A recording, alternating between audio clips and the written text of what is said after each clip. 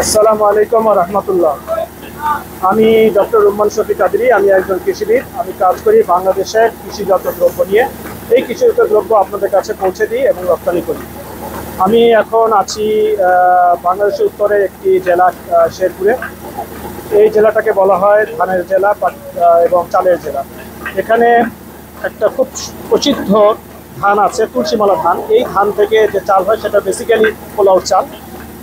2023 সালে 12ই জুন এই চাল জিআই সনদ পায়, জিওগ্রাফিক্যাল আইডেন্টিফিকেশন সার্টিফিকেট পেয়ে যায়।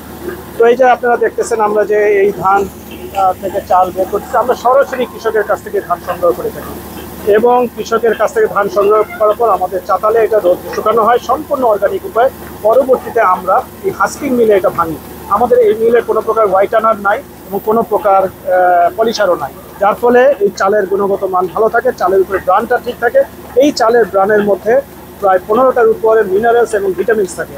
এই মিনারেলস এবং ভিটামিনসগুলো আমাদের শিশুর গ্রোথের জন্য অনেক ভালো, বিশেষ করে শিশুর রোগ প্রতিরোধ ক্ষমতা বৃদ্ধি পায়। তো আপনি যদি এই চাল দিয়ে খিচুড়ি এবং পায়েস রান্না করে আপনার শিশুকে খাওয়ান, তাহলে তার রোগ প্রতিরোধ বৃদ্ধি পাবে, তার মেন্টাল গ্রোথ বৃদ্ধি পাবে এবং শরীর গ্রোথ বৃদ্ধি পাবে। ধন্যবাদ।